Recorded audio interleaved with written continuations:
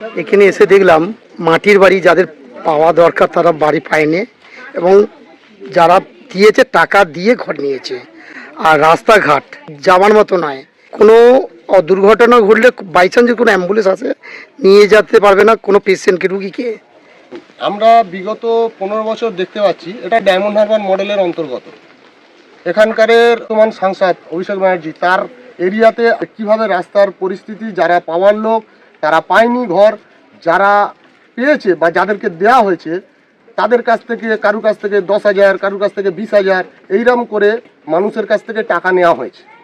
4 তারিখের পরে পালাবদলের পরে এই মানুষগুলোই আমাদের কাছে অভিযোগ সহকারে, এই দেখুন আপনাকে দেখাচ্ছি, এতগুলো মানুষ, এতগুলো, এরপরে আরও আছে যারা এখনো পর্যন্ত ভয়ে মুখ খুলতে পারেনি। ভয় মানে এরকমভাবে ভয় দেখানো হয়েছে, ঘরে থান পাঠিয়ে দেওয়া হবে, খুন করে দেওয়া হবে, মার্ডার করে দেওয়া হবে, রেপ করা হবে, এই রকম পর্যন্ত হুমকি দিয়ে তাদেরকে বলতে বাধা দেওয়া হয়েছে। আজকে যারা সাহস করে দেখছেন যে কারুর কাছ থেকে 10,000, কারুর কাছ থেকে 15,000, 20,000 এইরকম করে ঠিক ভোটের 2 মাস আগে ঘরের নাম করে টাকা ঢোকানো হয়েছে, ভোটের 15 দিন আগে 60,000 টাকা করে। ইনকোয়ারি করে দেখতে পারবেন, প্রাক্তন সদস্য আনারুল খাঁ, তার একটা ভাই আছে লালটু খাঁ, তাকে 3খানে ঘর দেওয়া হয়েছে। তার ঘর থাকা সত্ত্বেও 3খানে ঘর দেওয়া হয়েছে, তার নামে দেওয়া হয়েছে, তার ছেলের নামে দেওয়া হয়েছে, এরকম করে 3খানে তাকে ঘর দেওয়া হয়েছে। আমরা পঞ্চায়েতকে ডাইরেক্টলি বলেছি যে আপনারা তদন্ত না করে, যেখানে আমাদের সরকার মাননীয় মুখ্যমন্ত্রী চায় যে 0 টলারেন্স কোনো অন্যায়ের সঙ্গে, সেইখানে আপনি সরজমিনে তদন্ত করে যারা পাওয়ার লোক তাদেরকে দেওয়া হোক। যে এখানকার যে সদস্য তার কাছে কোনো যদি সইয়ের জন্য যাওয়া হয়, সে হুমকি দেখায়, এখন আমি 2 বছর আছি, আমার পায়ের তলে তোরা পড়বি, এটা কি বলেছিল? একদম গত 1 সপ্তাহ আগে আমাদেরকে রাতের অন্ধকারে রাত 9:30টার সময় ফোন করে জানানো হলো, দাদা আমার বাড়িতে ঝামেলা হচ্ছে।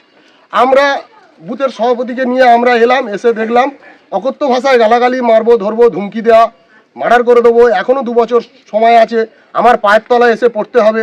যাক, সেইটাকে আমরা মোটামুটি এলাকার অশান্তি যাতে না হয় তার জন্য তাদেরকে ঠান্ডা করে তাদেরকে বাড়ি রাখলাম, এবং আমরা বলেছি ভয় পাওয়ার কিচ্ছু নেই। আমাদের সর্বভারতীয় নেতা নরেন্দ্র মোদীজি বলেছেন যে ভরসাহীন ভয় আউট। তাই আমরা সেই ভরসায় আমরা কিন্তু তাদেরকে ভরসা জুগিয়েছি। মানস চিত্রকর, 1.5 নম্বর মণ্ডলের সহসভাপতি। এই রাস্তাটা এখানটা আপনাদের কি কি সমস্যা হয়? যে মাটির রাস্তা দেখলাম, কিভাবে সমস্যা হয়, কতদিন ধরে এই সমস্যা হচ্ছে আপনাদের? এটা তো কাদা রাস্তা, আমরা হাঁটতে পারছি না, কন্ট্রোল যেতে হোক বা এমনি টুকটাক বাজার হাট করতে হলে, এদিকে দামতলা যেতে হলে কাদা হাঁটতে হচ্ছে। আর কিছু ঝোড়হাটি হলে বলবে যে এখন 2 বছর আছি, তোর দেখে নেবো, তোর উল্টোপাল্টা করে ভাষা নিয়ে আর কি, টুম্পা সর্দার মানে সদস্য আর কি। হ্যাঁ, এই রাস্তাটা নিয়ে কোনোদিন বলেননি? বলেছে কিন্তু উনি করে, বলে হ্যাঁ করে দেবো এরকম বলছে, কিন্তু উনি করে দেয়নি। কিন্তু আমরা কিছু বলতে এলে ভয় পাই, আর কিছু বলতে গেলে উল্টো পাল্টা করে গালাগালি দেবে, বলে তো গেলে বাজারে কথা বলবে। কতদিন ধরে চলছে এই সমস্যাটা, বা এরকম ভাবে আপনাদেরকে বলে কতদিন ধরে চলছে? যদি আসতো আসার পর থেকে 2.5 বছর হয়ে গেছে। তার আগে এমনি কিছু হলে বলে তো ভোট দিতে দিতে উনি হচ্ছা করবে, এরকম আমার ভাসুর আমার বিজেপি এনেছিল বলে ওনাকে 2-3 বার, আমাকে 2 বার, 1 মাস ওনাকে বাইরে থাকতে হয়েছিল, মার করবে, খুন করার হুমকি দিয়েছে। হ্যাঁ দিয়েছে। এখন এই 4 তারিখে নতুন সরকার আসার পরও এই জিনিস আর আমাদের সঙ্গে গালাগালি দিচ্ছে, আমাদেরকে এবার করে কি আমি যে ঘরের টাকা নিয়েছিল বলেছিল বলে, এবার আমাকে আমাদের মানে আমার ভাসুরের ছেলে জানতে পারে আমাদের কিছু বলতে, উনি বলতে দেখে নেবো। এটা মানে এই ভোটের পরও আপনাদের এরকম? হ্যাঁ, বেশি দিন হয় না, এবার ঝগড়া করে, এবার সামনেও ঝগড়া করেছে, উনিও খুব ঝগড়া করেছে। অসংখ্য মাটির বাড়ি রয়েছে, তা আপনাদেরকে সদস্য বা প্রধান বা জেলা পরিষদ বা পঞ্চায়েত সমিতি কাউকে লিখিত বা মুখে প্রস্তাব জানিয়েছে যে আমরা থাকতে পারছি না, বসবাস করতে খুব আমাদের জটিলতা, এরকম ভাবে কিছু বলেছেন? ঘরের টাকার প্রসঙ্গে চাইতে গিয়ে এই মেম্বার তিনি কি ঘরের জন্য কাটমানিও খেয়েছে? হ্যাঁ। আচ্ছা, সেটা কতজনের কাছ থেকে? কোনো যা যা ঘর বাড়ি ছিল প্রত্যেকের কাছে টাকা নিচ্ছে। কারো কাছে 10,000 টাকা নিয়েছে, কারো কাছে 6,000, কারো কাছে 7,000 টাকা। এই যে ঘর নিয়ে টাকা নিয়েছে ঘরের জন্য, হ্যাঁ ঘর পেয়েছে?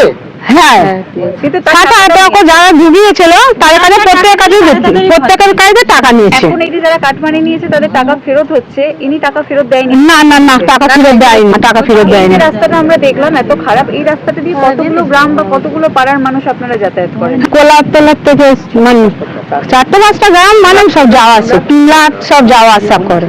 বাসন্তী সর্দার।